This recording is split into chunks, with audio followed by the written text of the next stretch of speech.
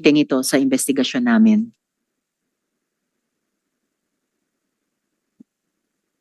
Madam Chairman and honorable members of this committee, good afternoon, sir. Sir, as for the information that there was an involvement of a former chief PNP, I haven't got any information regarding that on that matter, sir, ma'am. Your Honor, you are a police commander of PNP Northern Luzon. When the time na nagkaroon po ng raid yung PAOK dito sa Zunyuan, is that correct, sir? No, Mr. Chair, Hindi po kayo. I was in the criminal investigation and director of the sa CIDG, po kayo. Mr. CIDG Chair. po. Pero by that time po, may humingi ba sa inyong tulong? Or you heard about this raid, sir? Actually, when I was duly designated as the director of the CIDG, we raided Pogo in Banban, the first time that the Pogo in Banban was raided. Kayo po yung nasa Northern Luzon? No, Hindi po. CIDG Mr. pa Chair, lang. I was the director, Mr. Chair. Yeah, so when the time came na yung PAOK TF po ang nag-raid, wala na po kayo? I was still the director of the CIDG, Mr. Chair. Yes. Were you informed about it? No, sir. Did they ask help from you? Did you give any advice to PAOK? I was then on leave. That's the reason why maybe I was not informed of the second raid in the Pogo in Banban, Mr. Kailan Chair. niyo po nalaman, sir, na ni-raid na? After I arrived, sir, from vacation, Mr. Chair. So after you arrived, when was that? A day or two after? Immediately after my vacation, Mr. Chair. So when was that search? That the same day that they raided, or? I was still on leave when they conducted the raid, Mr. Chair. Opo, nung dumating na po kayo, mga ilang araw na po yun natapos yung raid? I think Kahit estimate lang, sir. 3 to a week? 4 days 3 to after 4 the days. raid was conducted, Oo, Mr. and Chair. nagbigay ho kayo ng payo sa kanila because you said from the first raid, kasama ho kayo. Well, to be honest, Mr. Chair, I was upset why I was not informed. Okay. It was a slap on my face as the director of the CIDG, and they used my men in that trade, and they didn't bother to inform me. So I was upset. But I understand my men that they are just following orders from the chief PNP. So I helped them in their investigation. But even though, honestly, I was upset, and I confronted the chief PNP why he didn't inform me of that raid. So Who was I the chief offered PNP? General Acorda then, Mr. Chair, sir. You said you were upset. You claimed that it was a slap on your face. Pero nagbigay tulong pa rin po kayo. Is that correct? Anong tulong po yung binigay ninyo? I directed all my investigators to assist in filing the case against that in that Pogo operation. Sir, sabi nyo slap in your face because your men actually, yung mga tao po ninyo, yung kasamang nag-raid. Pero ang pagkakaalam ko po, Madam Chair, ang CIDG NCR po ang tumulong sa PAOK, hindi yung sa regional. Is that correct? CIDG NCR is still under my command, Yes, Mr. but Chair, not sir. from the Central Luzon. Yes, Mr. Chair. Oh, and this happened under your nose, so hindi nyo po alam ito when it happened? I don't know the wisdom of the chief PNP and the PAOK why they didn't inform me on during that operation. Maybe because I am on leave, Mr. Chair. Maybe you're on leave or maybe, Your Honor, Madam Chair, it is because meron pong pangamba sa inyo that you are part of this. Is that something that you thought about, sir? I talked to the then former chief PNP that if he doesn't trust me, he could immediately relieve me from as director of the CIDG. I confronted the former chief PNP. Kung wala ka ng tiwala sa akin, alisin mo na ako. And when you confronted him, did he mention na kaya hindi ka in-inform is because you might be part of this? Hindi po niya sinabi yun. Ang sabi niya lang, nawala sa isip niya dahil nasa live ka naman. So, hindi ko na alam kung sabi niya, sir. Sir, ano yung connection po ninyo? Kasi last time pinakita yung picture niyo with JP Samson. Anong connection niyo po sa kanya? Magkaibigan po kayo? Actually, JP Samson, nung unang tinanong yan sa akin sa Kongreso, hindi ko matandaan yung pangalan. But when pinakita yung picture sa screen, I remember him. And then pinakilala lang sa akin as GP Taba or GP Baliwag kasi siya po yung may-ari ng Baliwag Litson. And that was the first time I saw him, Mr. Chair. So hindi yung kayo matagal nang magkakilala? Wala kayong pinagsamahan na anumang perhaps business interest or anything, sir? No, Mr. Chair. That was the first time I saw that guy, Mr. Chair.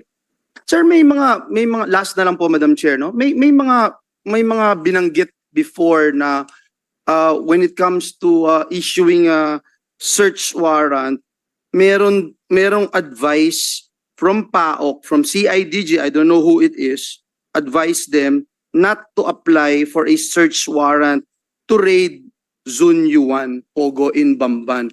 Are you aware of this, sir? I do not, I'm not aware of that information, sir. You will never advise anyone, specifically PAOK, not to apply for a search warrant in Zone U1, Your Honor. Just for the record. Wala pong ganyan, sir, at hindi ko po under ang PAOK. So, ang director ng CIDG have no power or no reason to Yes, dictate that's the why PAOK. my question is Yes. there is no advice whatsoever coming from your... That's correct, end. Mr. Chairman. Thank you, Madam Chair, and perhaps Salamat. we'll ask PAOK Senator. later on Yes. during my time. Thank you. Salamat, Senator Joel. Yes, gusto ko lang ipaalala na pagkatapos ng chair, ito po yung flow na susundan natin. So pagkatapos ko, si SP Pro Tempore, Majority Leader, Senator Sherwin, Senator Joel, and okay, wala na si Minority. Alright. General Karamat, gaano po kayo ka-close kay Mayor Kalugay? At gaano katagal na po kayo magkakilala? Mayor Dung Kalugay was a former policeman and we Yes. were assigned in the same police provincial office in Lingayen, Pangasinan. And hindi pa yan, Mayor, kakilala ko na po, Mr. Chair. Ganong katagal na po? Ilang taon na? Mga 10 years, I think, or maybe more, Mr. more. Chair. So higit pa po sa isang dekada. Yes, Mr. Chair. Alright po. Mayor Kalugay, kayo naman po, anong link nyo kay General Karamat? Bilang superior ko po, ganun Ah, lang po dati. Superior nyo? Hindi naman po kami nagkasama po sa isang opisina pero Oho. assign po ako ng Provincial Police Office po. Okay. Yung sinabi din nila na PPO Lingayen, Pangasinan. Tama po, Madam Chair. Okay po. Magkakilala po ba sina General Karamat at si Go Huaping? Hindi ko po alam, Madam Chair. Or naging topic po ba ng pag-uusap nyo ni General Karamat si Go Huaping? Hindi rin po, Madam Chair. May chance ba na pinakilala nyo ba silang dalawa sa isa't isa? Wala pong ganong pinakilala ko po, Madam Chair. Walang ganon. Miss Kath, nakilala nyo po ba yung mga ibang associates ni Go Huaping, ni dating Mayor Alice Go? Saan po, Your Honor? Sa trabaho, nakilala nyo ba yung mga kasosyo niya sa negosyo? Ay, hindi po, Your Honor. Nakilala nyo ba si Huang Ziyang? Ay, hindi po, Your Honor. Si Zhang Ruijin, nakilala mo ba? Hindi po, Your Honor. Si Zhang Jie, nakilala mo ba sa Hindi trabaho? po, Your Honor. Si Cassie Leong, siguro naman, nakilala nyo. Yes po, Your Honor. Alright. Si Attorney Harry Roque, nakilala mo sa Hindi trabaho. po, Your Honor. Si General Karamat, nakilala mo ba sa trabaho? Hindi po, Your Honor. Then. And Oo, si Duan Ren Wu, nakilala mo ba sa trabaho niyo? Miss Kath? Hindi po, Your Honor. Oh, nakilala niyo si Cassandra Leong, di ba? Your Honor, hindi ko po alam yung... No. Kanina sabi mo nakilala mo si Cassie Leong. Yes po, si Yes. Ma'am Cassie po. So, nakilala niyo rin si Duan Ren Wu? Kasi sabay silang pumupunta sa... Sa name po, Your Honor, hindi ko po alam. Sa pag pinakita po yung picture, kilala. Okay, mamaya may ipapakita kaming photo na magkasama po sila. Sige. At kasama mo si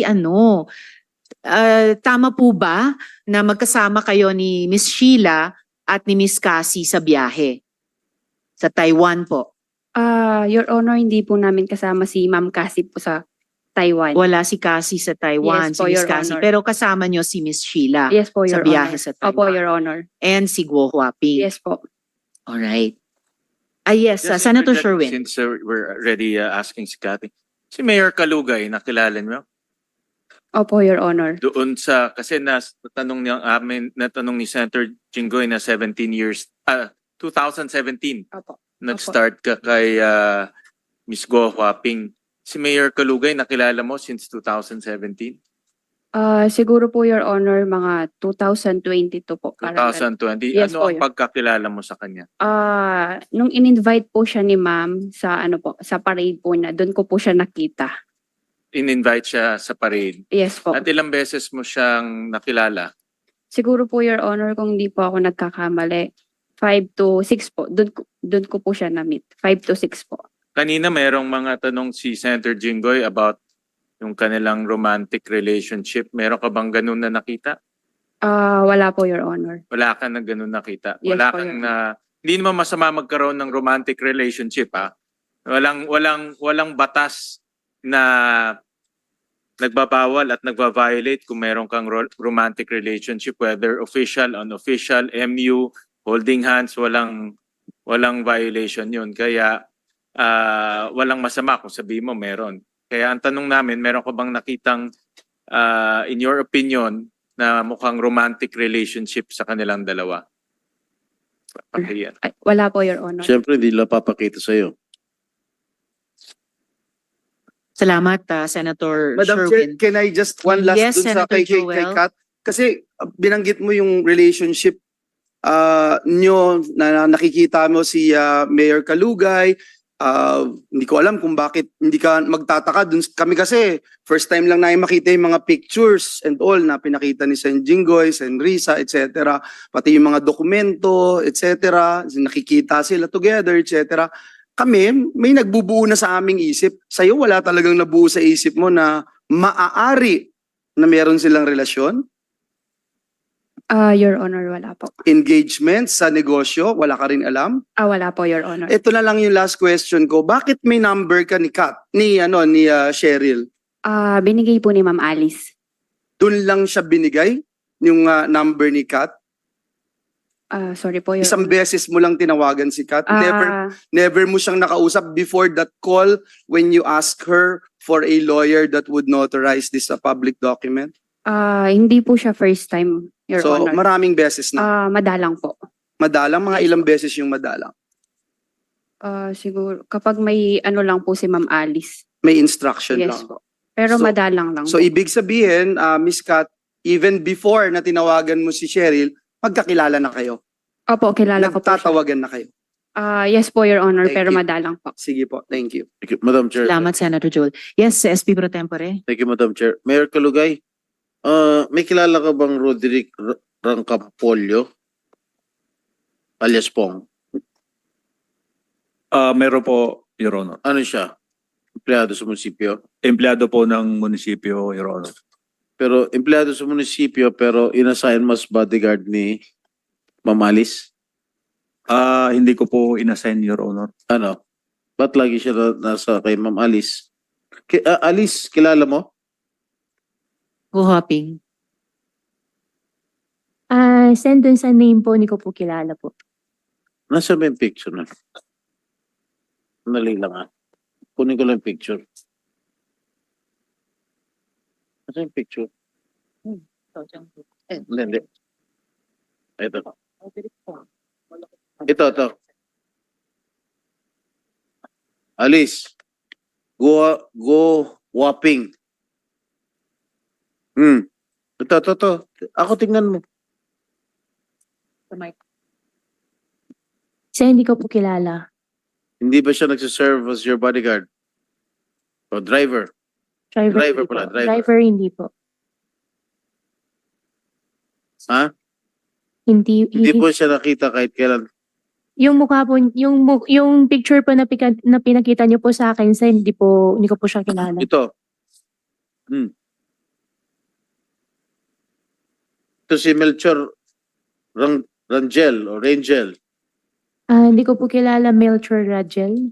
Melchor. Melchor, wala po. Ha? Kilala mo ito si Melchor, Mayor? Mayor, Hindi ko po nakita po yung picture, Your Honor. pakita page pwede. Melchor Rangel o Rangel from Pangaskasan, Sual.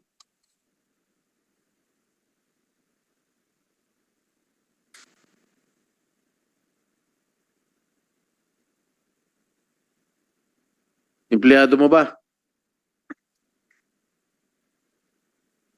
Empleyado po ito, Your Honor. Okay, saan siya naka-assign? Hindi po ako sigurado, Your Honor, kung anong department po siya naka-assign po, Your Honor. Alit-lit ng munisipyo mo, hindi mo alam yung mga empleyado mo kung saan naka-assign. Hindi ba in-assign mo kay Alice Go yan? Ay, As, hindi po, Your Honor. Personal driver or personal bodyguard? Wala po akong inassign, Your Honor. Wala kayo na-assign. Alright. Yung hinihingi kong zonal valuation ng lupa na binenta mo, magkano? Natawag mo na ba sa municipal assessor mo? Wala pa po kung matawagan, Your Honor.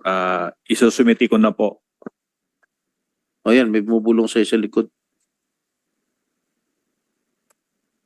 Isusumiti ko na po pag itanong ko po kung ano po yung zonal value po, Your Honor. Nagtataka. Mayor, hiningi po namin sa inyo yun ngayong araw, during this hearing. Simpleng fact lang po yun na madaling maitanong nyo sa assessor nyo magkanong zonal value ng lupa dyan po sa Suwal.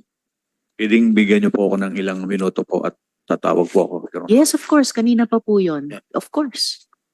Pwede na ba? Kasi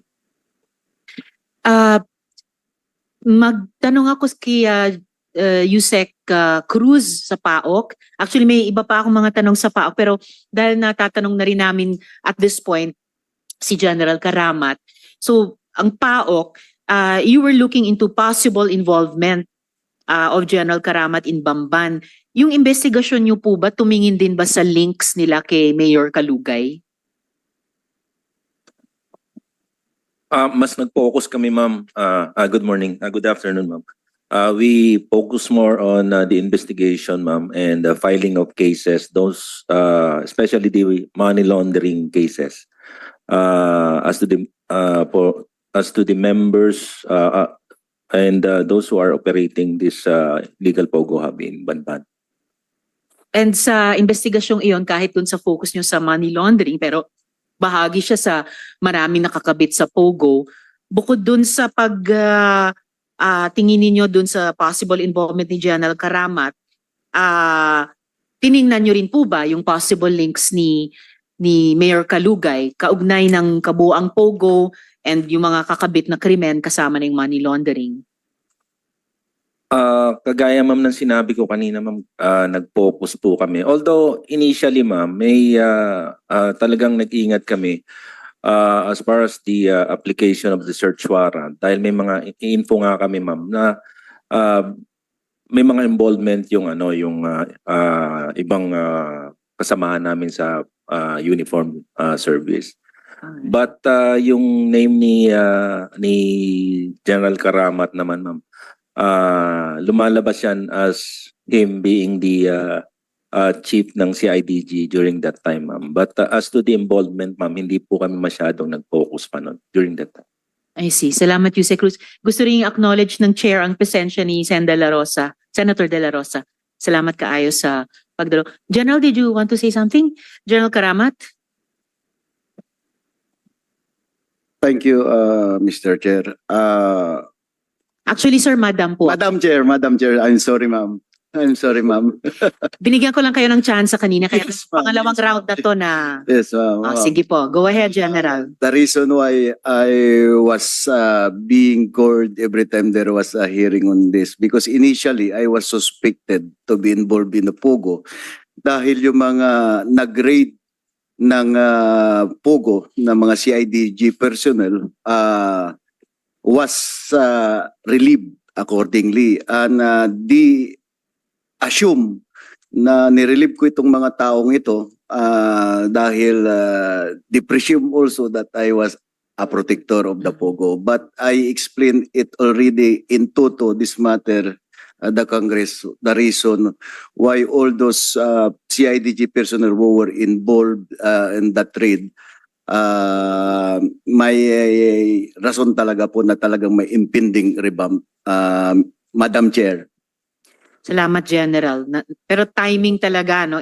Impending revamp, pero natuloy talaga kasunod ng successful raid na iyon ng PAOK sa tulong ng CIDG personnel noon. Meron akong huling 3 tanong sa PAOK, and then bibigyang daan ko na yung aking mga colleagues simula sa SP pro tempore. Yusek Cruz, nung nakaraang hearing, tinanong ko po kung yung huling raid nyo sa Cebu naman ay nag-uncover ng link sa Bamban at pati sa Porac. Pwede nyo po bang i-expound on yun ngayon? Yes, Madam Chair. If you would allow Director Winston Casio to present the simple video presentation. Salamat, Yusek Cruz, Director Casio. Pero bago natin ipakita, ilang minuto yung video na to?